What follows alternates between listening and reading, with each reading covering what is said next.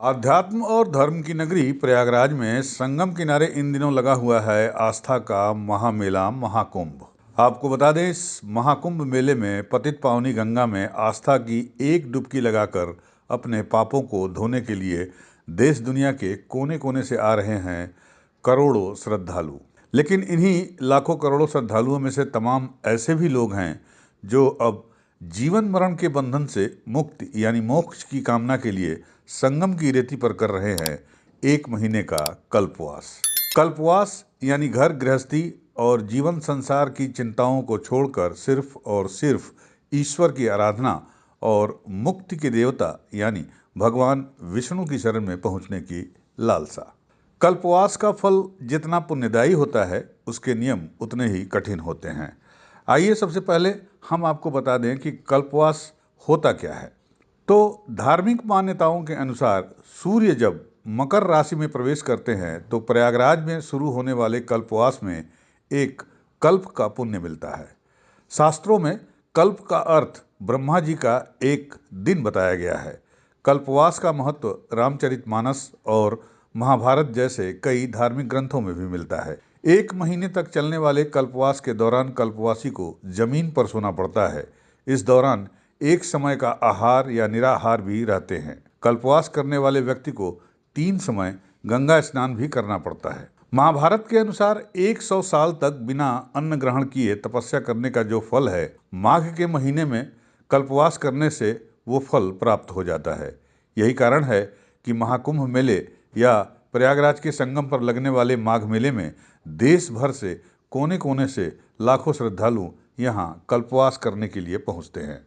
धार्मिक मान्यताओं के अनुसार माघ के महीने में सभी तीर्थों को अपने राजा से मिलने प्रयागराज आना पड़ता है। गंगा, जमुना और सरस्वती के पावन संगम में सभी तीर्थ से और जुड़े देवता स्नान करके धन्य हो जाते हैं, ऐसी मान्यता है। कहते हैं कल्पवास के दौरान स्नान करने से अक्षय पुण्य की प्राप्ति होती है। अब आपको बता दें कि कल्पवास के लिए संगम तट पर तंबुओं के बने अनूठे शहर में घास फूस या टेंट का आशियाना आपको देखने को मिलेंगे। सुबह तारों की छांव से लेकर शाम तक 3 बार गंगा स्नान, खुद अपने हाथ का बना सिर्फ एक वक्त का सादा भोजन, नंगे पांव चलना और सोने के लिए रेत का बिछौना और उस पर घास फूस। सुबह ध्यान और भजन के साथ तुलसी का पूजन, फिर पूरे दिन संतों महात्माओं का सानिध्य और उनकी अमृतवाणी से निकले प्रवचन सुन उन्हें जीवन में आत्मसात करना।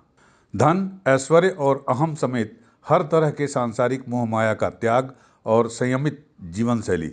सुबह से शाम तक सिर्फ और सिर्फ प्रभु का गुणगान, कभी भजन के जरिए तो कभी पूजा पाठ आराधना, यज्ञ, जप तप और स्नान ध्यान के जरिए। यानी पूरे का पूरा 1 महीना ईश्वर को समर्पित। आस्था की इस नगरी में मिट जाता है राजा रंक, अमीर गरीब, ऊंच नीच और जात पात के बीच का भेदभाव। आपको बता दें कि पुराणों के मुताबिक ब्रह्मा ने तीर्थराज प्रयाग में संगम तट पर ही दशाश्वमेध यज्ञ के जरिए की थी सृष्टि की रचना। सर्व कल्याण के देवता भोले शंकर यहाँ कई रूपों में विद्यमान हैं, तो मुक्त के देवता भगवान विष्णु यहाँ गंगा, जमुना और सरस्वती की त्रिवेणी में साक्षात वास करते हैं। यही वजह है कि धर्म की इस नगरी में संगम के तट पर हर साल माघ महीने में खुद सभी 33 करोड़ देवी देवता और 88,000 ऋषि मुनि भी लोगों के कल्याण के लिए यहाँ प्रकट हो जाते हैं। इनकी मौजूदगी यहाँ के कण कण में भक्ति और आध्यात्म की ऐसी विलक्षण ऊर्जा पैदा कर देती है कि कल्पवास करने वालों श्रद्धालुओं का रोम रोम भक्ति के सागर में डूब जाता है। मोक्षदायिनी गंगा का स्नान, ईश्वर को समर्पित संयमित और त्यागपूर्ण जीवन और संतों के मुख से निकलने वाली ज्ञान रूपी सरस्वती, ज्ञान, आस्था और समर्पण की ये त्रिवेणी कल्पवासियों को न सिर्फ अलौकिक आनंद की अनुभूति कराती है, बल्कि उन्हें जन्म जन्मांतर के पापों से छुटकारा दिलाकर जीवन मरण के बंधन से मुक्ति यानी मोक्ष प्रदान करती है। कहते हैं कि संगम की रेती पर लगातार 12 साल तक कल्पवास करने वालों को पूरे एक कल्प की आराधना का पुण्य मिलता है और शरीर त्यागने के बाद उसे विष्णुधाम यानी वैकुंठ में जगह मिलती है। कल्पवासियों को चारों पदार्थों यानी धर्म, अर्थ, काम और मोक्ष सभी की प्राप्ति भी होती है।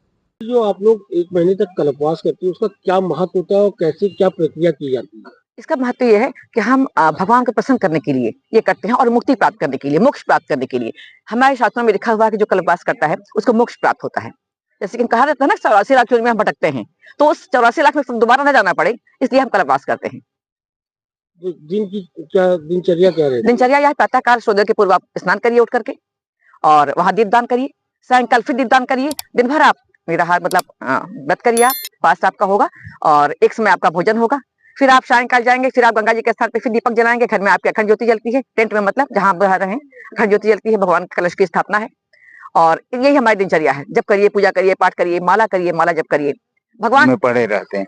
एक महीने यहाँ निश्चिंत होकर के खाली भगवान का ध्यान करते हैं और उससे जो है शरीर का भी मेक ओवर हो जाता है। जो यहाँ परिश्रम होता है, उसके अलावा सुबह उठना, उससे शरीर भी जो है स्वस्थ होता है। दिनचर्या क्या रहती है आप लोगों की? दिनचर्या सुबह करीब जो है 4 बजे उठ करके जाना, गंगा स्नान करना, फिर वहां से आना, यहाँ पूजा पाठ करना, उसके बाद भोजन बनेगा, भोजन करेंगे।